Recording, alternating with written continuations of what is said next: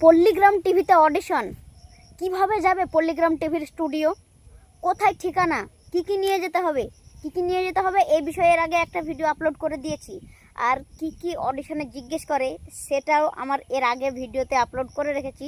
তুমি আই বাটনে ক্লিক করে দেখে নাও। আর এছাড়াও এন্ড স্ক্রিনে দেখতে পাবে, একদম ভিডিওর শেষে এই ভিডিওটা সামনে চলে আসবে, আই বাটনেও আছে। তো এই যে অ্যাড্রেস, এই যে ঠিকানা, পল্লীগ্রাম টিভির অডিশনের, পল্লীগ্রাম টিভি স্টুডিওর যে ঠিকানা, সেই ঠিকানাটা কিভাবে জানবে? প্রথম কথা, গ্রামের নাম হচ্ছে আজলামপুর, পোস্ট অফিস টোপলা, থানার পাড়া, জেলা নদিয়া হলো, আর রাজ্য পশ্চিমবঙ্গ, ভারত। যারা বাংলাদেশ থেকে আসবো বলছি তোমাদেরকে রিকোয়েস্ট করছি, হয়তো এসে হবে না, ফালতু সময়, টাকা এবং সব কিছু নষ্ট করে এসো না। তবে আসাম থেকে যারা আসবো ভাবছো, তারা ঘর ভাড়া নিয়ে থাকলে আসতে পারো। যারা আসামের দিক থেকে বা নর্থ বেঙ্গল মানে উত্তরবঙ্গ থেকে, মালদা মানে মুর্শিদাবাদের বহরমপুর থেকে উত্তর দিকে যারা থাকো, বহরমপুরের উত্তর দিক থেকে যারা আসবে, মানে মালদা, উত্তর দক্ষিণ দিনাজপুর, দার্জিলিং, জলপাইগুড়ি, আসাম, যেখান থেকে তোমরা আসবে, প্রথমে তোমাকে হাওড়া যাওয়ার জন্য ট্রেন ধরতে হবে। তোমাকে নামতে হবে খাগড়াঘাট স্টেশন অথবা আজিমগঞ্জ স্টেশন। যদি খাগড়াঘাট স্টেশনে নামছো তাহলে তো খুব সুবিধা, খাগড়াঘাট স্টেশন থেকে অটো বা টোটো ধরে বহরমপুর বাস স্ট্যান্ড আসতে হবে। আর যারা অনেক দূর থেকে, আসাম থেকে আসবে, তারা কিন্তু তোমার ওই খাগড়াঘাটের ট্রেন পাবে না, কারণ খাগড়াঘাটে প্রায় লোকাল ট্রেন দাঁড়ায়, খুব হাই স্পিড এক্সপ্রেস ট্রেনগুলো দাঁড়ায় না। তো তাদেরকে নামতে হবে আজিমগঞ্জে। আজিমগঞ্জ থেকে আবার লোকাল ধরে খাগড়া আসতে হবে। খাগড়ায় এসে তখন নেমে আগে দেখে নিতে হবে ট্রেনটা খাগড়ায় দাঁড়াবে কি না। যদি দাঁড়াই, খাগড়ার উপর দিয়ে যাবে, কিন্তু হয়তো অনেক ট্রেন দাঁড়াবে না।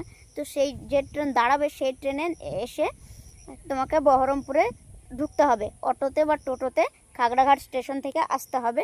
এবং বহরমপুর স্টেশন থেকে, বহরমপুর বাস স্ট্যান্ড থেকে তোমাকে বাস ধরতে হবে হরিহরপাড়া দিয়ে আমতলা যাওয়ার বাস।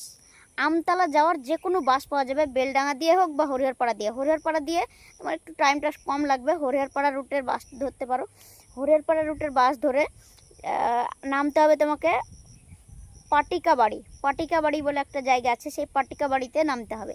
পাটিকাবাড়িতে নেমেই প্রায় 200-300 মিটার মতো বা 400-500 মিটার মতো হেঁটে গেলেই, পূর্ব দিকে হেঁটে গেলেই তোমার পাওয়া যাবে, একটা নদী আসবে, সেই নদীটা পার হতে হবে। এবার ওই 400-500 মিটার তুমি হেঁটেও যেতে পারো, টোটোও পেতে পারো।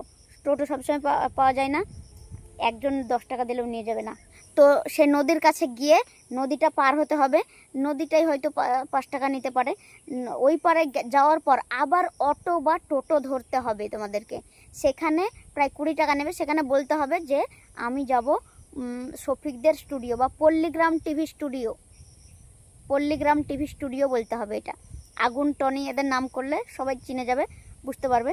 আগে শফিক নামে সবাই চিনতো, এখন শফিক নামে চিনতে পারবে, কিন্তু শফিকের কথা বললে আবার বলবে শফিক তো এখন নাই, তাই বলবে। তো তাই জন্যে শফিকের কথা না বলে অন্য কারো কথা বলতে হবে, আগুন, টনি, সালমা এসব বলতে হবে।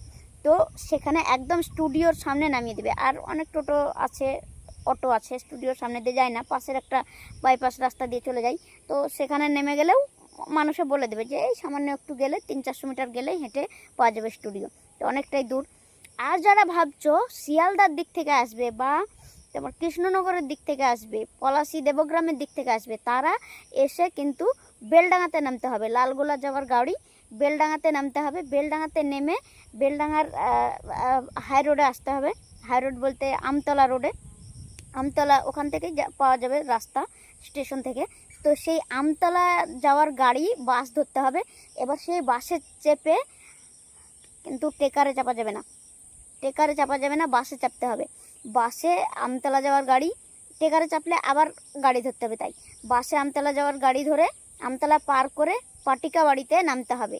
পাটিকাবাড়িতে নামার পর তখন আবার তোমাকে ওই যে আগে বললাম নদী কিছুটা যেতে হবে, তারপর নদী পার হয়ে আবার অটো টোটো ধরতে হবে, বলতে হবে শফিকদের স্টুডিও বা পল্লীগ্রাম টিভি স্টুডিও, তখন পৌঁছানো যাবে স্টুডিও।